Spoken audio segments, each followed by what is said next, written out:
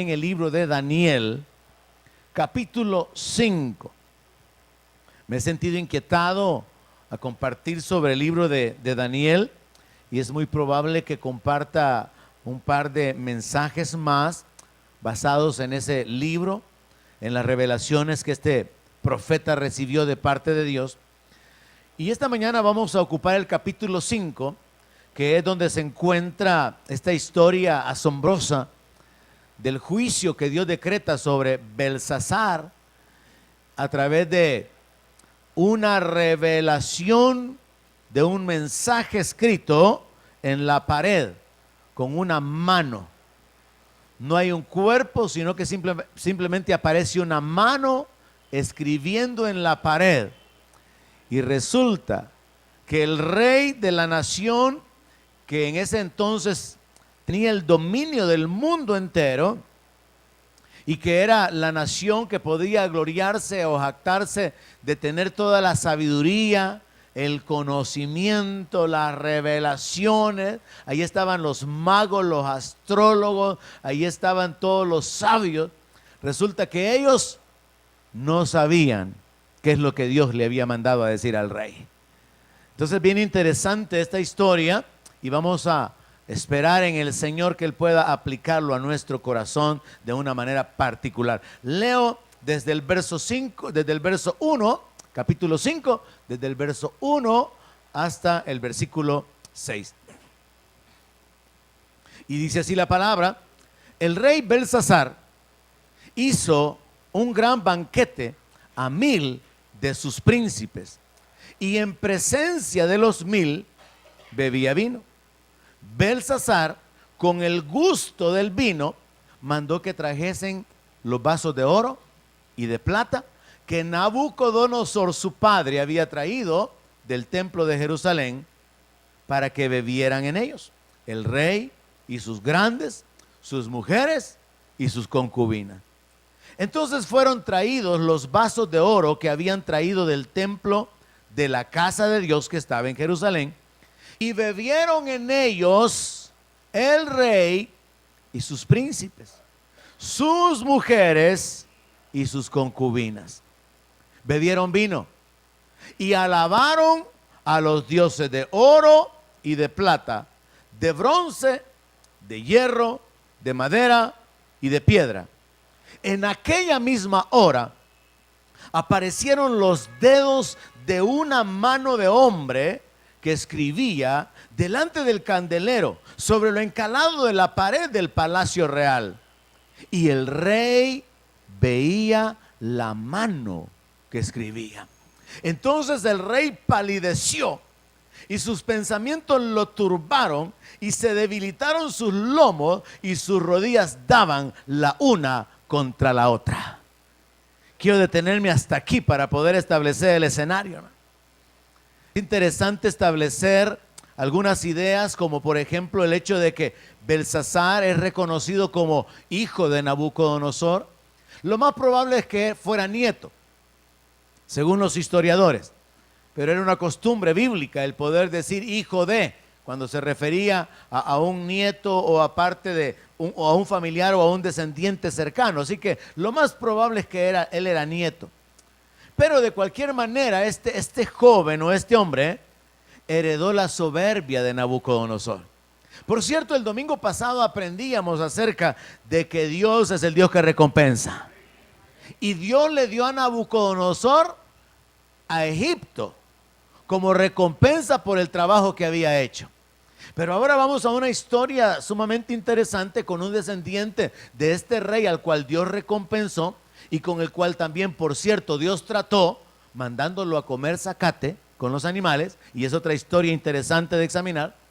Y nos vamos a enfocar ahora en que, dado que Dios es el que quita reyes y pone reyes, Dios le quita el reino a un hombre soberbio, y este es Belsasar, un hombre lleno de arrogancia, un hombre lleno de orgullo por causa del dominio, por causa del poderío que él posee, ignorando que lo ha recibido de parte de Dios.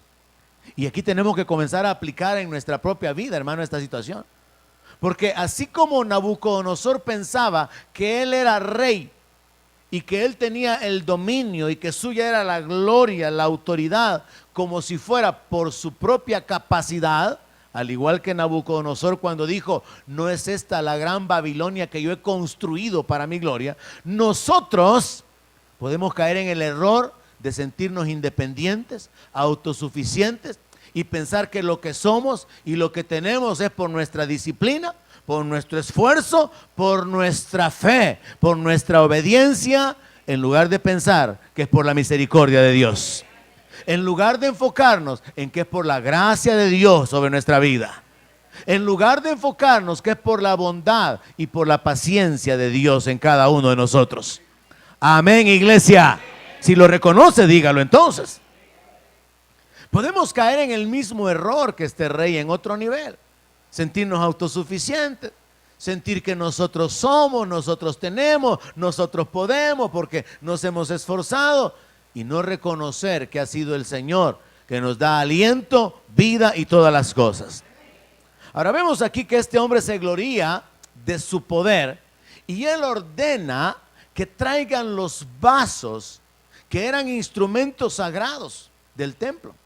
Recuerde que Nabucodonosor había conquistado Jerusalén, había traído a los cautivos y dentro de esos cautivos estaba ahí Daniel y muchos otros judíos.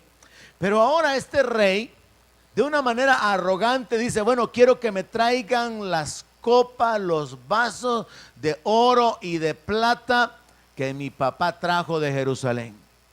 Los instrumentos sagrados, los utensilios sagrados que estaban consagrados para el uso en el templo del Dios vivo, este hombre los manda a traer para usarlos en una fiesta pagana. Y aquí podríamos hacer otra aplicación también, hermano. ¿Cuántos saben que somos templo del Espíritu Santo? ¿Cuántos saben que su cuerpo no es suyo? Ahora, de una manera similar, como este rey mandó a traer instrumentos, utensilios, que no le correspondían usar en una fiesta pagana, usted puede estar usando su cuerpo para el pecado. Usted puede estar usando su vaso, su utensilio, la vida que Dios le ha dado, que le pertenece a Dios, la puede estar utilizando en lugar de para los propósitos que Dios, por los cuales Dios los creó, para propósitos mundanos, para propósitos viles. Y ahí tenemos que considerar entonces si estamos siendo mayordomos y buenos administradores de lo que Dios nos ha confiado. Comenzando con nuestro cuerpo, nuestro tiempo, nuestras habilidades. ¿En qué estamos usando nuestra vida? Vemos aquí en la palabra que este rey entonces ordena que traigan los vasos y los utilizan. Mujeres paganas, hombres perversos usaron esos utensilios que habían sido consagrados para ser usados en la casa de Dios, en el templo que Salomón había construido. Aquellos utensilios que habían sido una vez usados para la gloria de Dios, para servir a Dios y solamente con ese propósito, y que habían sido construidos con ese propósito, ahora estaban siendo utilizados para embriagarse. Así que en las manos de borrachos estaban los vasos de oro, estaban los vasos de plata, estaban los instrumentos que Dios había ordenado que se construyeran para su propia gloria, para su propio uso. Y ahí entonces apliquemos qué es lo que nosotros podemos estar ocupando de nuestra vida para usos deshonrosos, para usos viles, deshonrando de esa manera a Dios, que es el dador de la vida, que es quien nos da el aliento y quien nos sustenta. Este hombre ignoró al Dios de los cielos. Según la escritura del verso 4, dice que bebieron vino y alabaron a los dioses de oro y de plata. Recuerde que los babilónicos eran una cultura muy idólatra, como la mayoría de los pueblos.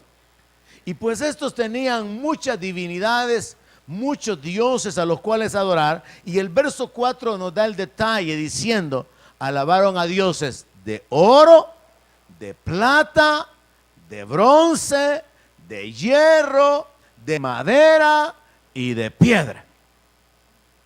Nos da el detalle de que esta gente realmente era muy idólatra y se dispusieron, después de estar ya embriagados, para poder alabar a sus dioses, para poder exaltar el poderío de sus dioses. Y esto es algo que usted encuentra que se repite muchas veces en las historias del Antiguo Testamento, porque cuando una nación conquistaba a otra, generalmente le daban la alabanza y la gloria a sus deidades, porque consideraban que su Dios o sus divinidades habían derrotado a las divinidades del pueblo que había sido sometido. Y es por eso que incluso cuando los israelitas fueron derrotados y el arca fue tomada, estaban ahí los filisteos alabando a Dagón, porque consideraban que Dagón había vencido a Jehová de los ejércitos. Y metieron el arca delante de la imagen de Dagón, que según los historiadores era un ídolo mitad pez y mitad hombre.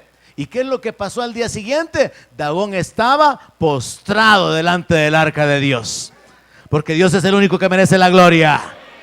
Y la imagen se había caído y estaba postrada delante del arca. La recogieron, la levantan, la colocan en su lugar, pero al día siguiente la imagen está quebrada, porque los ídolos no son nada, pero Jehová hizo los cielos y la tierra. Y el creyente tiene que entender que en medio de la adversidad Dios sigue siendo el rey. Y en el libro de Daniel se sustenta una y otra vez esta idea principal, hermano, fundamental, que usted tiene que atesorar en su corazón esta mañana. El Señor reina sobre el reino de los hombres. Allí en el libro de Daniel se encuentra esta frase: el cielo gobierna. Dígale al que está a la par suya: el cielo gobierna, dígale. El cielo gobierna, hermano. Sepa eso, salga de aquí con ese entendimiento. El cielo gobierna. El Altísimo gobierna sobre el reino de los hombres, y Él se lo da a quien Él quiere. Ahora, es necesario entender que para los inconversos, el vivir o alcanzar la fe realmente es un gran reto. El poder llegar a conocer al Dios vivo y confiar en el Dios vivo cuando están lejos de la revelación de la palabra, lejos de la revelación que Dios ha hecho a través de los profetas. Es bien difícil, y por eso la necesidad de proclamar en nuestro caso el evangelio, para que la gente conozca que Jesús es el Señor, conozca que en Él hay perdón de pecados, conozca que Él es el Rey que viene. Pero en el caso de los creyentes, el conflicto es retener la fe, permanecer en la fe cuando las cosas van mal. Piensen esto: ¿cómo se habrán sentido los israelitas durante más de 400 años esclavos en Egipto? ¿Dónde estaba su Dios? Los egipcios tenían sus divinidades. De hecho, Faraón era considerado un dios. El río Nilo lo consideraban también un dios. Tenían otro dios con cara de rana o con forma de rana. Habían muchas deidades en Egipto. Y los israelitas están sometidos y esclavizados. Y yo quiero que usted piense por un momento, ¿cómo se sentirían los israelitas en ese tiempo? Viendo que pasaban los años, una generación moría, venía otra generación, vino otra generación, los años pasaban, ¿y dónde estaba el Dios de Israel? El retener la fe, hermano, es el reto para los creyentes. Alcanzar la fe es el reto para los inconversos, pero retenerla es el reto de los creyentes. Y cuando las cosas van mal, hay que aprender a permanecer confiando en que solamente hay uno que creó los cielos y la tierra. En que hay uno que dice: yo solo, yo extendí los cielos. Hay uno que dice: no conozco fuerte, no conozco ninguno. Y Él es Jehová de los ejércitos. Y hay que aprender a confiar en esos ambientes, en esas etapas, en esas circunstancias difíciles donde no hay respuesta, donde hay padecimiento. Y vámonos entonces al entendimiento que tenía que haber en la vida, en la mente de los israelitas que estaban cautivos en Babilonia. ¿Qué podían pensar los israelitas mientras estaban siendo cautivos? ¿Dónde estaba su Dios? Ahora, habían algunos que sobresalían, como en el caso de Daniel, que entendían que era por su pecado que estaban ahí. Y qué bueno, hermano, porque por lo menos el creyente tiene esta ventaja. El creyente puede llegar a esta conclusión, estoy como estoy porque mi pecado está estorbando las bendiciones de Dios sobre mi vida. Estoy como estoy no porque no haya Dios, no porque los dioses de los pueblos sean más grandes que mi Dios. Estoy como estoy por mi desobediencia. Y ese es un punto que es importante, pero súper importante analizarlo de una manera personal. ¿Qué nivel de obediencia tengo yo en mi vida? ¿Qué nivel de reconocimiento a las autoridades que hay sobre mi vida? ¿Qué nivel de reconocimiento a la autoridad de la palabra? A la autoridad de Dios sobre mi vida. Porque de eso depende la bendición y el respaldo de Dios.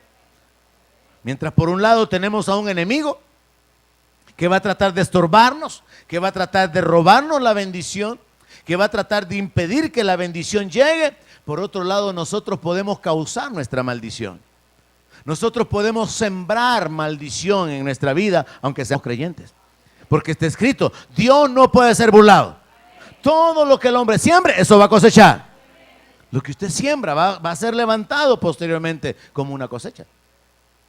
Y llegan etapas en las que estamos cosechando, en las que estamos recogiendo. Y es triste cuando lo que estamos recogiendo son consecuencias de lo que hicimos antes. Entonces, qué bueno saber que como creyentes podemos llegar a la conclusión y al entendimiento que el Señor domina y Él tiene el control y Él nunca pierde el control de las cosas. Y esto nos puede ayudar a permanecer, hermano, anclados, firmes, confiados, como lo hizo Daniel. Mire, Daniel fue parte del grupo de jóvenes, de príncipes, de gente noble que fue llevado cautivo. Pero Daniel no estaba con aquella cuestión de que, ¿y por qué nos ha sobrevenido esto? Daniel había leído las profecías. Daniel sabía que Dios había determinado 70 semanas sobre su pueblo como un tiempo de castigo, como un tiempo de juicio. Y lo que Daniel hace es volverse a Dios en oración para poder entender cómo están los tiempos de Dios. Y esto es algo que nosotros deberíamos de imitar también, hermanos. Volvernos a Dios para recibir de Él revelación. ¿Cómo está nuestra vida? ¿En qué condición estamos? ¿Qué es lo que tenemos que hacer? ¿Cuál es la salida que Dios puede mostrarnos? Porque la Biblia dice que Dios es fiel y justo, que no nos va a dejar ser tentados más de lo que podemos soportar, y que juntamente con la prueba nos va a dar la salida. Muchas veces no miramos la salida, pero Dios es fiel y Él ha dicho que siempre va a dar la salida. Entonces lo que tenemos que hacer es lo que Daniel hizo. Daniel buscó el rostro de Dios. Daniel buscó la revelación de parte de Dios. Daniel estaba siendo parte de los cautivos. Pero él no estaba así como que Dios nos ha abandonado, Dios no nos oye, los dioses de los babilónicos son superiores. No, él y los amigos que son mencionados ahí en el libro de Daniel sabían que Jehová reinaba sobre todos los dioses. Y le repito, esa es una idea que se repite una y otra vez a lo largo del libro de Daniel. Que Dios reina sobre el reino de los hombres. Entonces podemos aplicar esto en nuestra vida y entender que esta gente tenía un conflicto de ignorancia. Ellos estaban alabando a los dioses que no son dioses. Y entonces sucede, hermano, lo que no se podía imaginar ningún hombre en ese punto de la historia. Dice que en aquella misma hora aparecieron los dedos de una mano de hombre que escribía delante del candelero y sobre lo encalado de la pared del palacio real, y el rey veía la mano que escribía. Uno puede tomar en cuenta el hecho de que estaban ebrios ya, y que podía ser una experiencia fuera de sí, una experiencia irreal. Pero ¿sabe cuál es el punto? Que todos estaban viendo la mano. Y el colmo, la escritura quedó en la pared. Así que el rey se espanta y me llama mucho la atención la descripción que la Biblia da. Mire, dice que entonces al semblante le cambió, el semblante le cambió al rey. La otra versión dice, palideció. No sé si a usted alguna vez se le han ido los colores, hermano. Pero una reacción en lo físico, en lo natural, es que nuestra circulación como que se detiene. y la gente se queda blanca del miedo. Hay un impacto, hay una impresión que nos afecta en lo físico. Y el rey palideció, según la versión de la Reina Valera. Dice la palabra de Dios que le turbaron los pensamientos. La mejor traducción es: se llenó de terror.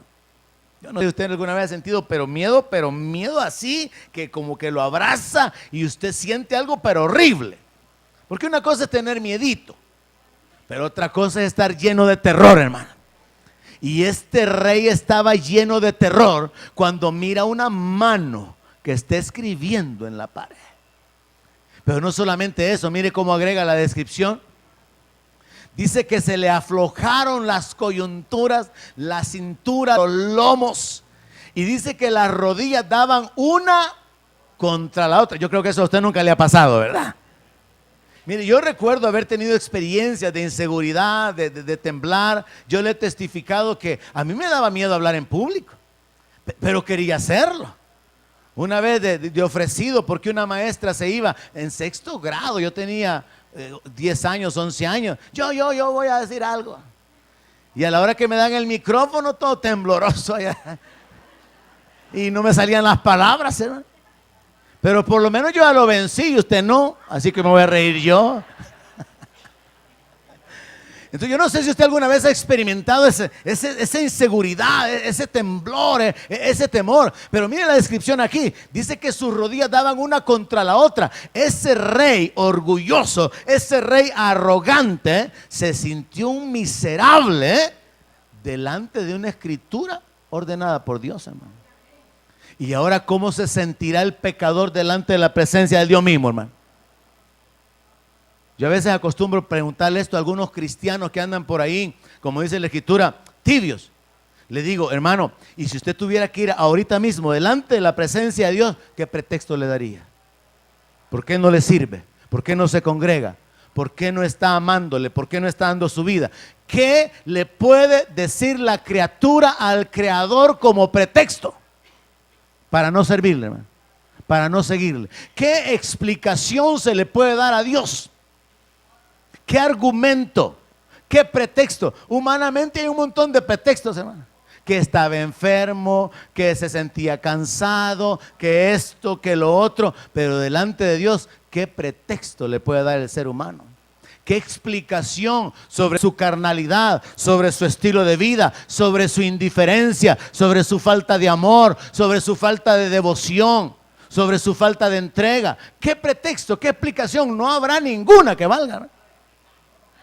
Y este rey estaba ahí temblando ante una experiencia sobrenatural enviada por Dios.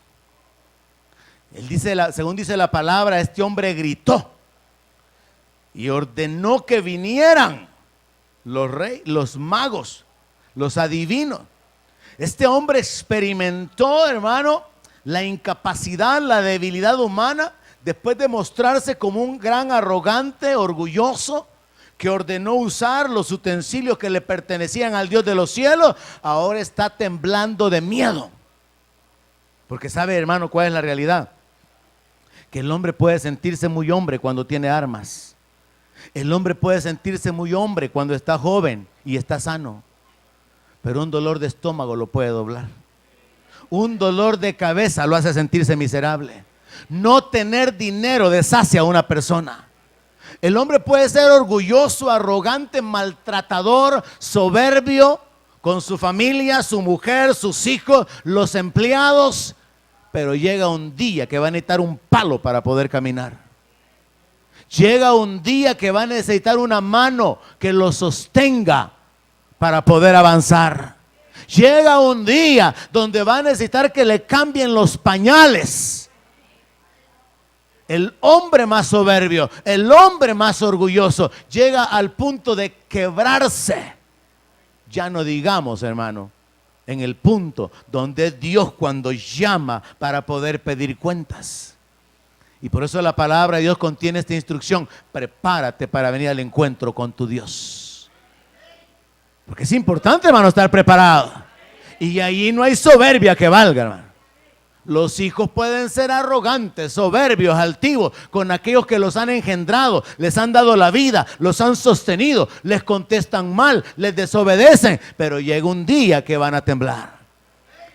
Los hombres pueden ser altivos por las riquezas, pueden ser soberbios por lo que han alcanzado, por lo que son, por su estudio, pero llega un día que van a tartamudear y ni siquiera se les va a entender cuando están pidiendo agua. Y esto hay que tenerlo en mente, hermano.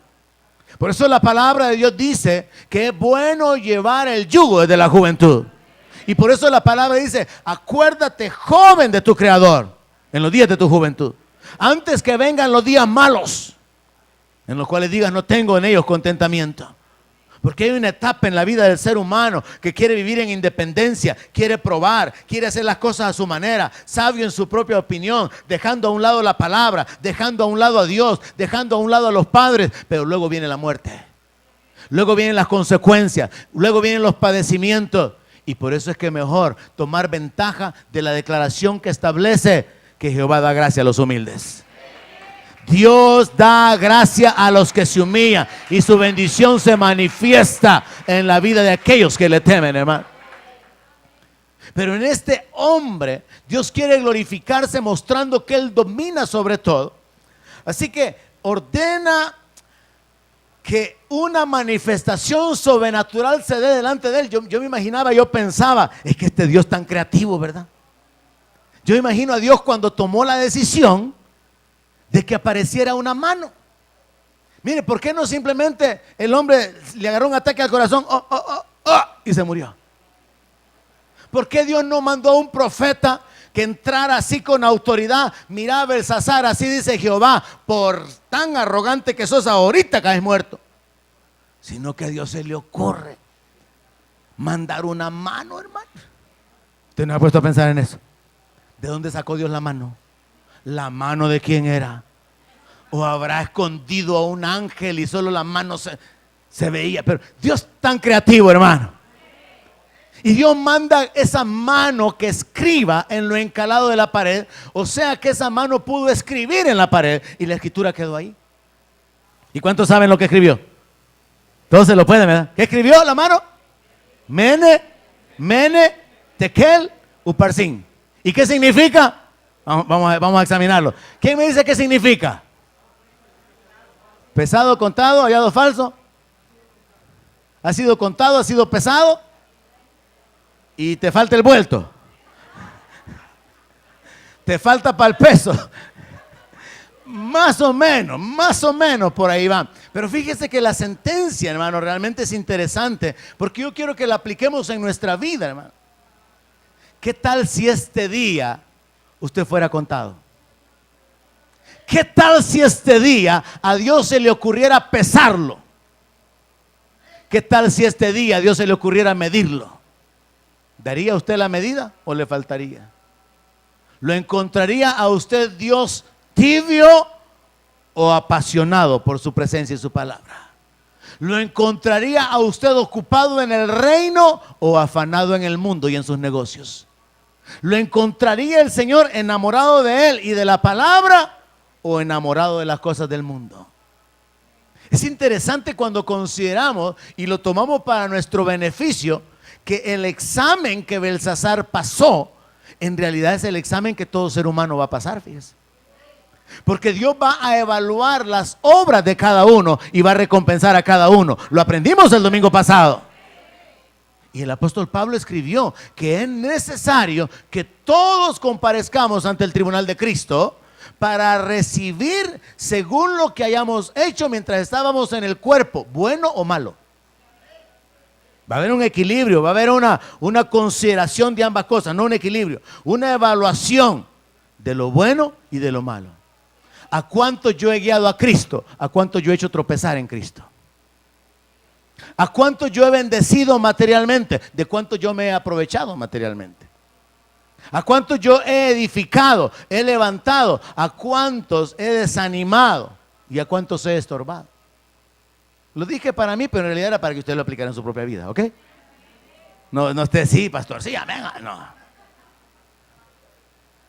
Es importante entender, hermano, que Dios domina, que Él tiene toda la autoridad y que Él puede cambiar las circunstancias en un momento y que Él es el juez y que Él va a obrar en nuestra vida y en la vida de todas las personas para ejecutar su voluntad y cumplir su propósito. Así que en este punto de la historia Dios determina que Él va a quitarle el reino a Belsasar y se lo va a dar a alguien más. Ahora es interesante ver entonces que los reyes, los sabios vienen, los magos vienen, verso 8, pero ninguno pudo leer la escritura. Mire qué tremendo esto. No pudieron leer la escritura ni mostrarle al rey su interpretación. ¿Y sabe qué es la realidad espiritual, hermano? Nadie puede leer las escrituras de Dios sino por el Espíritu de Dios. Nadie puede entender la Biblia si no es por el Espíritu Santo. Así que los magos entraban, miraban los símbolos, miraban los jeroglíficos, miraban la escritura, pero no le hallaban sentido con ningún lenguaje conocido. No sabían qué es lo que ahí estaba escrito, no entendían qué traducción, qué significado podían tener esos símbolos que estaban en la pared. Y cuando todos los magos, todos los sabios, los astrólogos y todos los que en esa nación y en ese imperio podían ser considerados como personas llenas de conocimiento, eran unos ignorantes. Y según la palabra de Dios, el rey se puso peor todavía. Porque al ver que no le podían dar la interpretación, en el verso 9 dice, el rey Belsasar se turbó sobremanera y palideció y sus príncipes estaban perplejos. Aquí podemos entender, hermano, que nadie puede interpretar la escritura si no le es revelada. En una nación que se podía gloriar de tener los máximos conocimientos, en una nación que estaba llena de los científicos de entonces, de los astrónomos de entonces, de los filósofos, de los sabios, de la gente más intelectual, más preparada de ese entonces, en esa nación no podían entender lo que Dios había escrito en esas 4 palabras. Porque lo que Dios da a conocer al hombre tiene que ser revelado por el Espíritu. Y había un hombre que tenía el Espíritu de Dios para conocer esa revelación. Y su nombre es Daniel. Y aparece ese hombre en ese reino que se gloriaba, que se jactaba de la sabiduría, del conocimiento hasta de las estrellas. Yo imagino que en ese tiempo los sabios eran los que conocían de química, los que conocían de física, los que conocían de cálculos, de construcción y todas estas cosas. Pero todo ese conocimiento sale sobrando a la hora de querer entender la Biblia, de querer entender la palabra de Dios. Porque la palabra de Dios es revelada por el Espíritu Santo. Y la palabra de Dios es revelada a los que pasan tiempo en la presencia de Dios. No a los que se llenan de conocimiento. No es a los intelectuales. Me decía un hermano, pastor, yo no entiendo, en las clases en el 3er nivel, pastor, no entiendo cómo gente educada, cómo gente muy intelectual puede caer en esos errores que usted nos está mostrando. Les estaba dando la clase de las prácticas ministeriales erróneas. Y viendo cómo la gente tiembla, sacude, se revuelcan en el suelo, caen en un éxtasis, una cosa horrible. Y me dice, pastor, no entiendo. Y yo le digo, es simple, hermano. Lo intelectual o la inteligencia no tiene nada que ver con lo espiritual. Gente muy estudiada puede ser engañada por los demonios. Gente que no tiene mayor estudio ni jamás ha entrado por las puertas de una universidad puede tener revelación de la palabra de Dios y puede saber quién es su Dios y puede saber quién es Él en Dios y puede saber lo que Él puede tener en Dios y lo que Él puede hacer para su Dios, porque es el ámbito espiritual. Y ahí está Daniel. Daniel es aquel de quien la misma mujer le dice al rey, es que hay un nombre en el que habita el espíritu de los dioses santos. Me llama la atención esa palabra, porque la mujer reconoce que Daniel tiene testimonio. Y en este punto, ¿qué testimonio tiene usted? La gente reconoce que hay algo diferente en usted.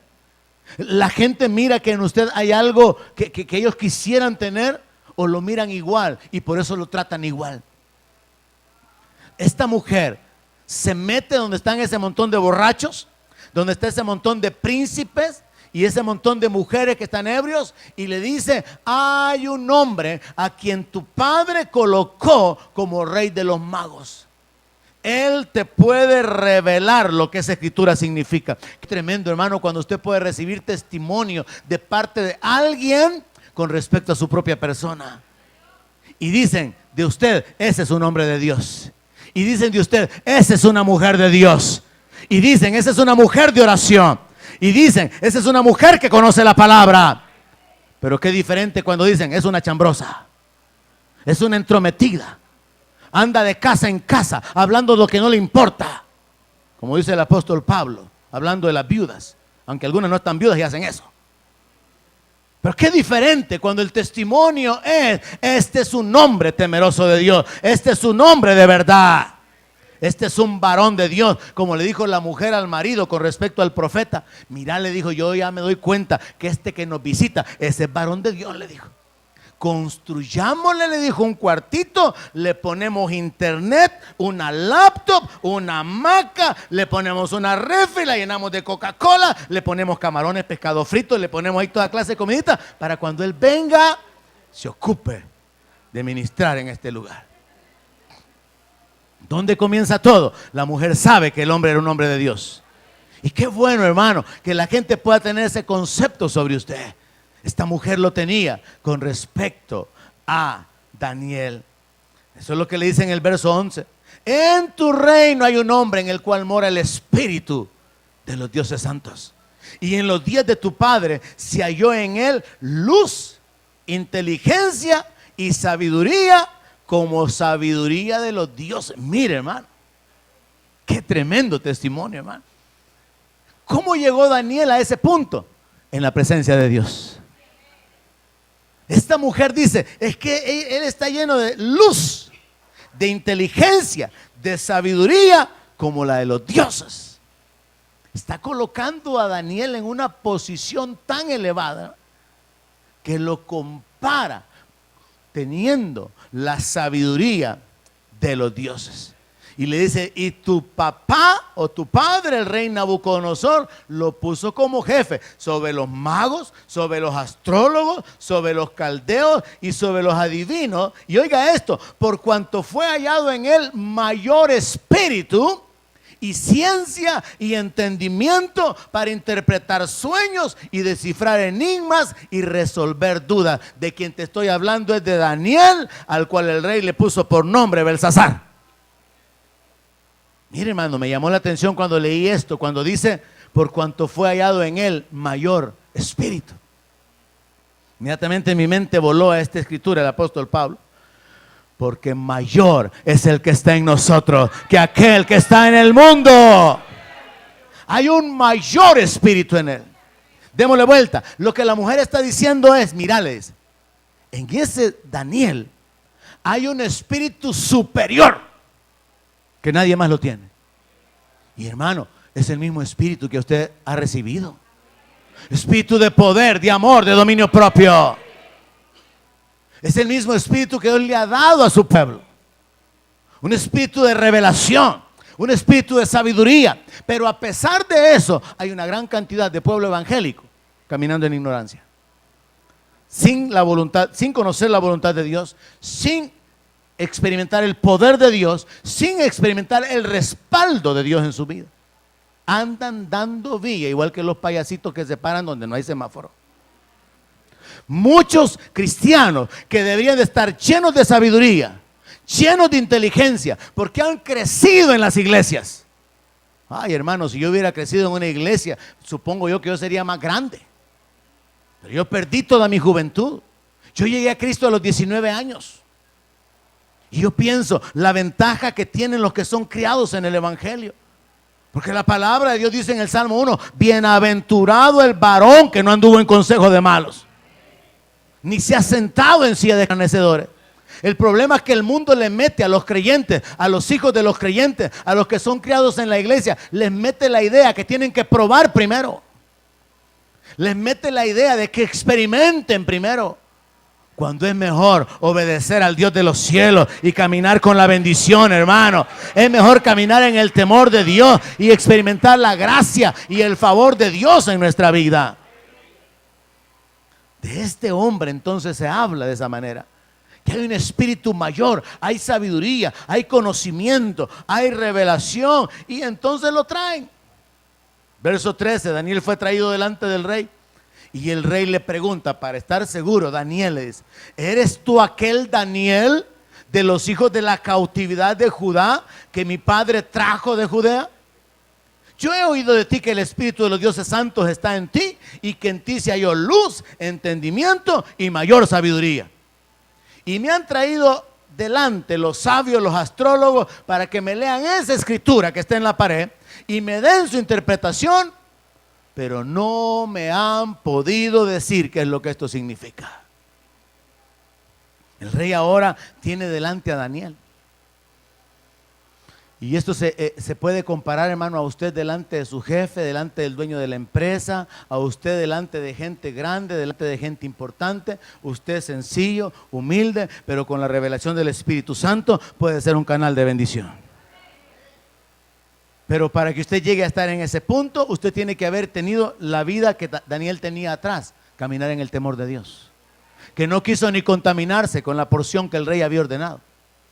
Tiene que tener la vida de Daniel, que cuando ordenaron que nadie le pidiera a ningún dios, ni a nadie fuera del rey, él, como solía hacerlo, oraba 3 veces al día. Algunos comen 3 veces al día, otros 5 veces al día, pero orar, no oran 3 veces al día. Pero no es el punto, ¿verdad? El punto es Daniel, ok, está bien, ya entendí. Entonces, Daniel oraba 3 veces al día. Entonces, para llegar al punto de revelación y para llegar al punto del testimonio del espíritu que había en él, de la sabiduría y de la inteligencia, hay que ir hacia atrás en la vida de Daniel. Y Daniel era un hombre de oración. Daniel era un hombre temeroso de Dios. En el mundo, hermano, se piensa que es necesario trabajar para poder prosperar. Pero cuando yo meditaba en esto, cómo Dios prosperó a Daniel, Daniel no prosperó en base al trabajo, Daniel prosperó en base a su temor. Porque lo que el rey dijo fue: si alguien me dice qué dice esa escritura, le voy a poner un collar de oro y lo voy a nombrar el tercero en mi reino.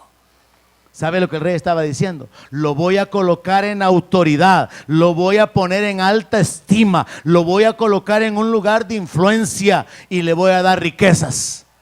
No estaba hablando de enchapado de 14 quilates italiano. Estaba hablando: le voy a poner un collar de oro conforme a la grandeza y a la gloria del que tenía el imperio de ese tiempo, hermano. Le voy a poner un collar de oro. Entonces vemos cómo Dios puede levantar y bendecir a los que caminan en su temor. Porque eso fue lo que Daniel recibió al final, aunque a él no le interesaba. Porque Daniel le dice al rey: no, mira, rey, le dice, tus dones sean para otros y las recompensas, ahí ve a quién se las das. Pero te voy a decir lo que dice la escritura. Y Daniel comienza a predicarle. Hermano, qué bueno entender que usted va a tener oportunidad de predicarle a mucha gente. Y esto hay que aprenderlo también de Daniel. Daniel está confrontando a este hombre con respecto a su estilo de vida. Y le narra la historia. Mira, le dice: el Dios de los cielos le dio a Nabucodonosor tu padre el reino.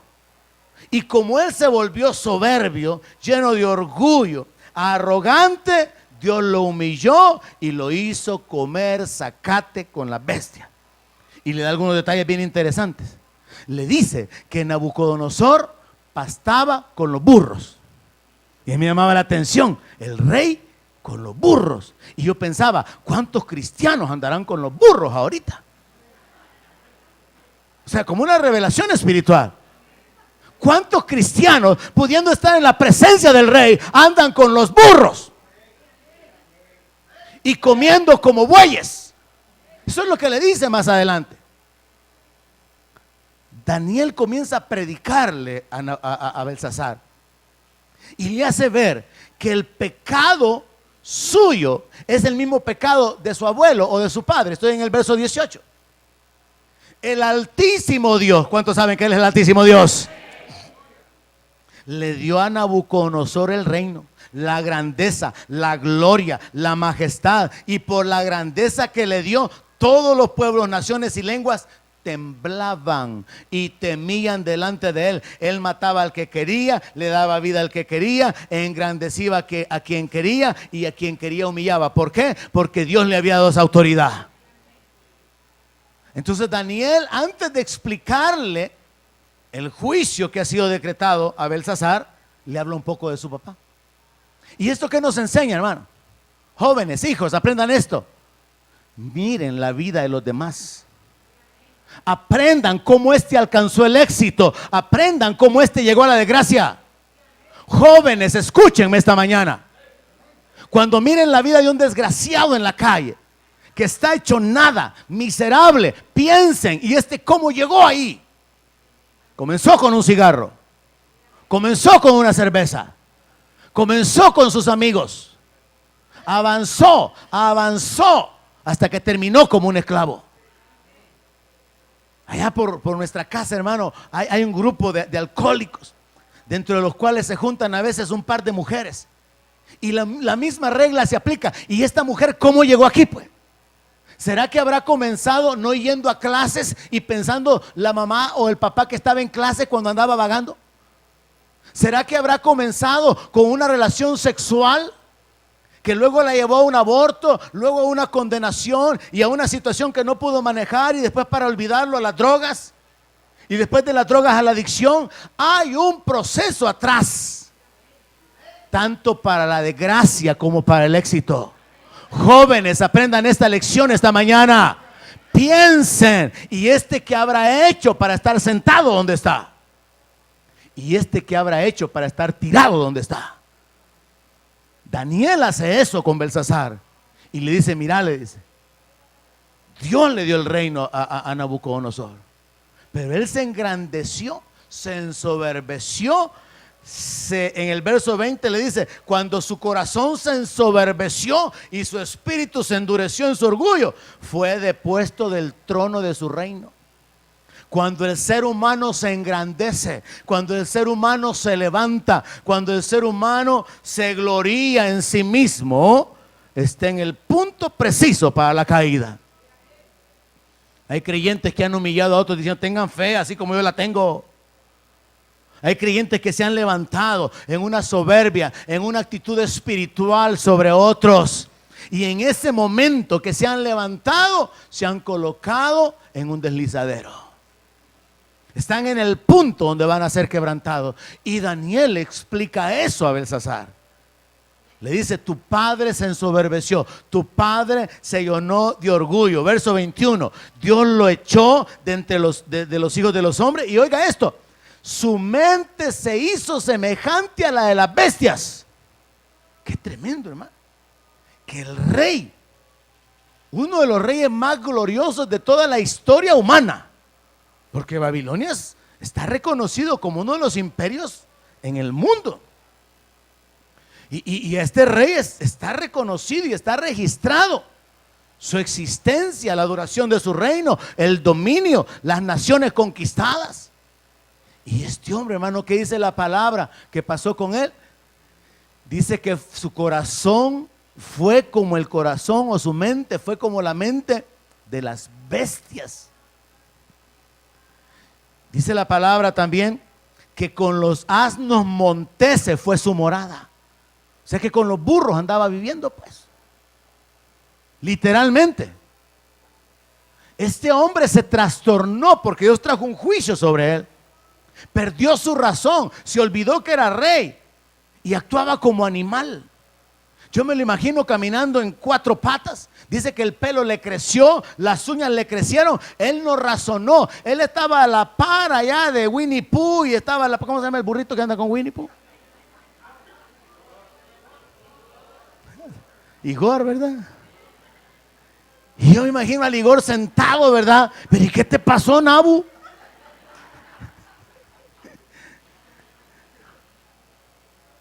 Dice que con los asnos monteses fue su morada, hermano. O sea que el rey se perdía. No lo podían controlar, sus criados no podían impedirlo, evitarlo. El rey andaba en el monte, le caía la lluvia, le pegaba el sol, andaba como animal. Por un juicio de Dios, por causa de su soberbia. Y comía como buey. Es lo que dice el verso siguiente. Hierba le hicieron comer como a buey. Su cuerpo fue mojado con el rocío del cielo, hasta que reconoció que el Altísimo Dios tiene dominio sobre el reino de los hombres y que pone sobre él al que le place. Que es algo que es importantísimo entender, hermano. Dios tiene el gobierno. Recuerde, el cielo gobierna. Dios es el Altísimo Dios. Y él, a quien a él le place, le da el reino y la autoridad, y después le va a pedir cuentas. Así que Daniel ocupa esta historia que a nosotros nos sirve para aplicarlo con respecto a considerar la gente alrededor nuestro. La gente exitosa tuvo un caminar. La gente que está en desgracia tuvo un caminar. Decisiones. ¿Cómo se llegó ahí? Es importante aplicarlo en nuestra vida. Así que en el verso 22 ahora viene directamente con él. Y tú, su hijo Belsasar, no has humillado tu corazón sabiendo esto. Mire, hubieron 5 pecados de Belsasar. Aplíquelos en su vida y examine su corazón. Número 1, sabiendo esto, no has humillado tu corazón. O sea, la terquedad de un hombre que sabiendo que hay juicios de Dios, no se humilla.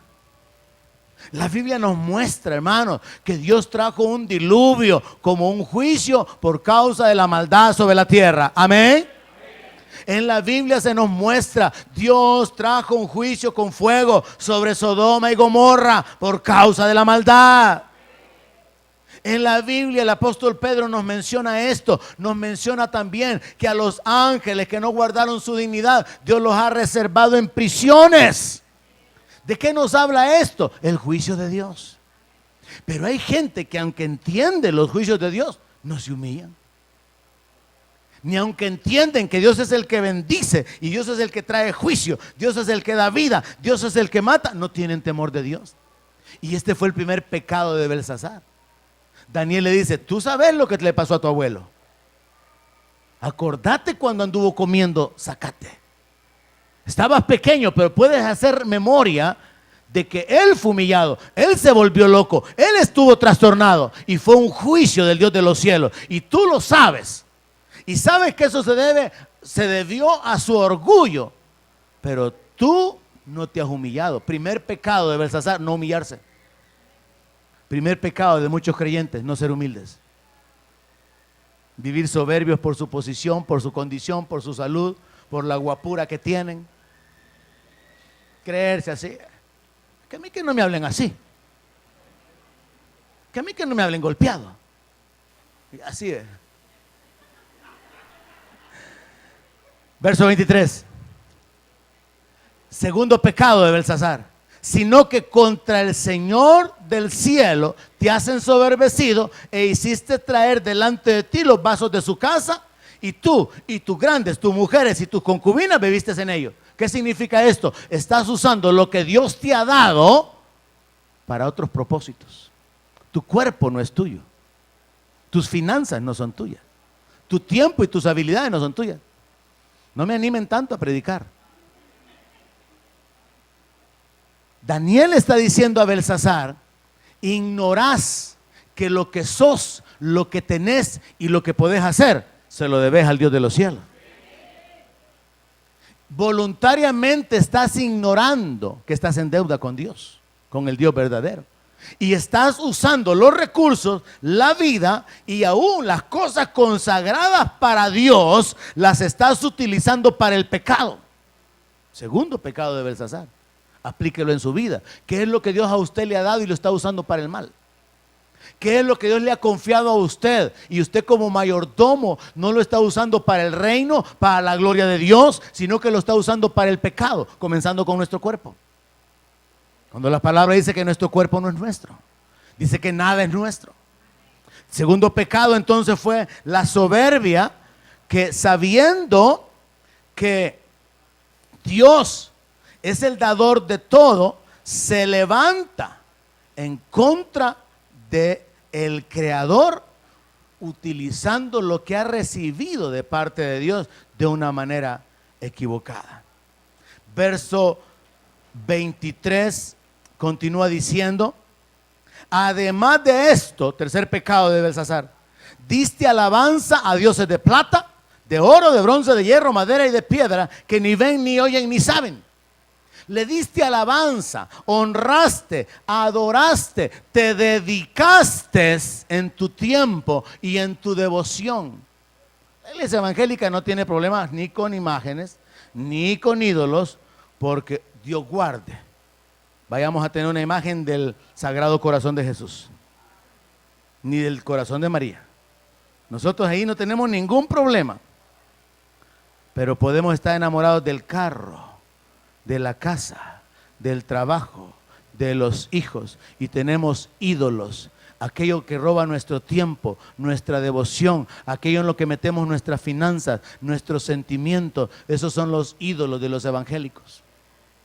Todo aquello que le quita lugar a Dios, aún la propia vida, el propio cuidado de su cuerpo, todo aquello que lo desenfoca del dador de la vida, del único que puede salvar, y lo hace enfocarse en tiempo, en sus sentimientos, en sus recursos y en sus habilidades. Todo eso es un ídolo. Para algunos su ídolo es su teléfono. Dios guarde, lo aman tanto que lo besan todos los días. Ay, hermano, vaya usted a contarme. ¿Cuál es su ídolo? ¿Qué está idolatrando? ¿Qué le roba el tiempo? Y que usted no tiene ningún problema con hacer a un lado el culto, servicio, ministerio, adoración, pero ahí sí se enfoca. Ahí sí se dedica con todo. Tercer pecado de Belsasar fue la idolatría. Cuarto pecado. La palabra continúa diciendo ahí que él, al Dios en cuya mano estaba su vida y cuyos son todos tus caminos, nunca honraste. El quinto pecado de Belsasar fue que al Dios vivo, al Dios verdadero, nunca le dio la gloria. Nunca le dio la alabanza a aquel que es el que da el aliento. Y entonces Daniel lo confronta y le dice: mira, le dice, Dios humilló a Nabucodonosor tu padre por causa de su orgullo. Tú lo sabías y no te humillaste, sino que al contrario, te ensoberbeciste y te levantaste contra Dios y cometiste el abuso de usar sus cosas. Y no solamente eso, sino que has adorado ídolos, has adorado imágenes, le has dedicado tu tiempo, tu amor, tus sentimientos a lo que no te puede dar vida ni te puede salvar. Y contrario a esto, has ignorado a aquel que te da la vida.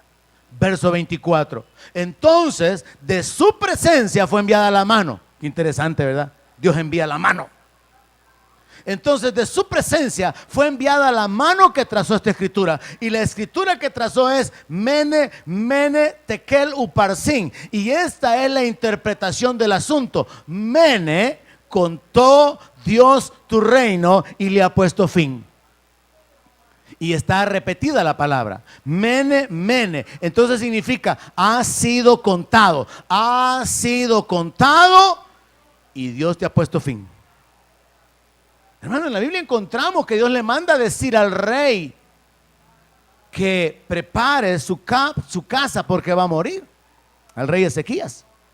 En la Biblia encontramos que Jesús narra esta historia de este hombre que está llenándose de riquezas y dice: alma mía, mucho te has engrandecido, tanto que ya no te cabe lo que tienes, así que tienes que pensar qué vas a hacer. Y él dice: voy a derribar los graneros que tengo, voy a construir unos más grandes y ahí voy a guardar todo lo que he acumulado. Y entonces le voy a decir a mi alma: alma, repósate, porque has acumulado muchos bienes.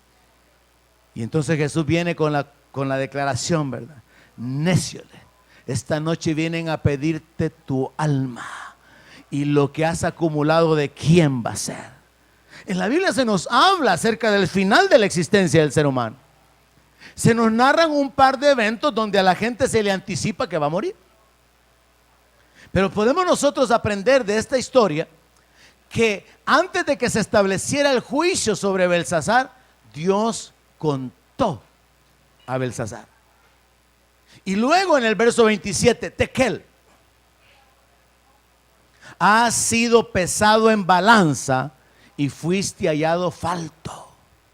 O sea, hermano, que Dios evaluó la vida de este hombre.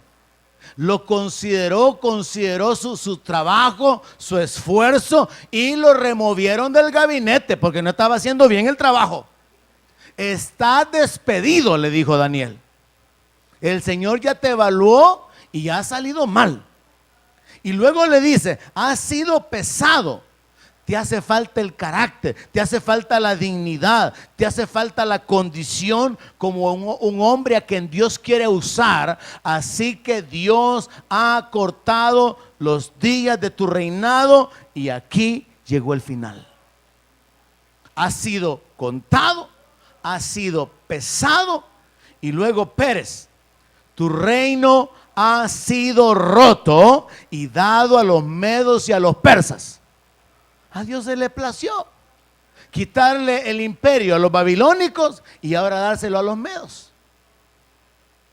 Y luego dárselo a los persas. Y luego viene la combinación de los medos y los persas. Y Dios todavía le revela más adelante a Daniel que luego vienen los griegos. Y le revela que después de los griegos vienen los romanos.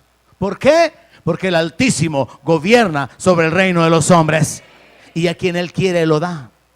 Y uno tiene que aprender a vivir en dependencia del rey, no importa quién sea el gobierno que esté. Y uno tiene que aprender a vivir bajo las bendiciones del rey, en la condición en que estemos, al igual que Daniel, aparentemente en cautiverio, pero en comunión con Dios. O como el apóstol Pablo, que estaba preso, estaba en la cárcel, pero él proclama: pero la palabra de Dios no está presa. Que estaba en la cárcel, en el calabozo de más adentro, pero a la medianoche estaba alabando y adorando a Dios, y los otros presos los oían. Mientras tanto, hay un montón de cristianos fuera de la cárcel que están encarcelados, que no pueden cantar. No están en Mariona, pero andan cargando una jaula espiritual por el pecado, por la desobediencia, y no son libres ni aunque estén en la iglesia. Pablo estaba libre en el calabozo de adentro. Pablo tenía los pies y las manos en el cepo, pero tenía libertad en su espíritu para adorar a Dios. Hay creyentes que están sanos, saludables, no están en la cárcel, ni siquiera saben lo que es estar en una Bartolina, pero espiritualmente están atados. Recíbalo, aplíquelo en su vida, despierte, reaccione. Aprendamos de los malos ejemplos. Recuerdo un día que mi padre nos reunió a los hijos y nos dijo: hijos, quiero que hablen conmigo y quiero que me digan así directamente qué errores yo he cometido. Quiero que arreglemos este asunto. Era joven, quizás unos 16 años, 17 años. Y yo recuerdo que mis hermanos solo se quedaron viendo. No habló nada, no hablaron nada. Y yo, ¿verdad? Igual que Pedro: papá, usted esto y usted esto. Ajá, me dijo. Y entonces yo ahí esperando a ver cuál iba a ser la reacción, ¿verdad? Ay, dije, ¿para qué hablé? Y me dice, hijo, me dice: tiene razón, me dijo. Es verdad, me dijo. ¿Y sabe qué es lo que le puedo decir? Me dijo: aprenda de mis errores para que no haga lo mismo con sus hijos, me dijo. Y me dio esa lección, fíjese.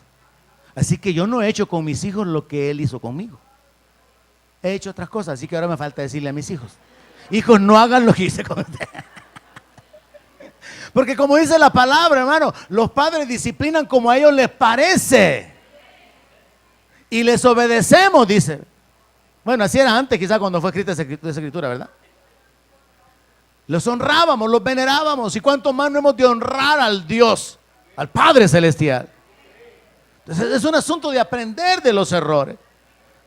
Así que Daniel le dice aquí a Belsasar que la cosa se acabó con él. En el verso 59, en el verso 29 le dice, entonces mandó Belsasar vestir a Daniel de púrpura y ponerle en su cuello un collar de oro y proclamar que él era el tercer señor del reino. Hermano, cuando yo veo dos cosas aquí, si me regreso al verso anterior, cuando le dice Daniel, mira, le dice, tu reino ha sido roto, hasta aquí llegaste, hoy Dios te remueve. Y tu reino ha sido entregado a los medos y a los persas. Inmediatamente yo me conecto con Saúl y David. Porque el profeta le dice a Saúl, mira, le dice, Dios se ha buscado un prójimo mejor que vos, le dice. Y a él le va a entregar el reino. Cuando yo veo a la mujer, me voy a regresar más atrás, cuando yo veo a la mujer hablándole al rey y diciéndole que había un hombre con un espíritu, con sabiduría, con inteligencia, como de los dioses, que le puede revelar los misterios, inmediatamente yo me conecto con José. Porque a José Dios le dio la facultad de revelar los sueños, de interpretar las cosas. Entonces vemos, hermano, cómo la vida de Daniel se parece con José, a quien Dios le da revelaciones. ¿Está aquí esta mañana? Hombres que caminaron en el temor de Dios, jóvenes que caminaron en el temor de Dios, que ocupaban tiempo en la presencia de Dios. Donde mi palabra sea su alimento, allí quiero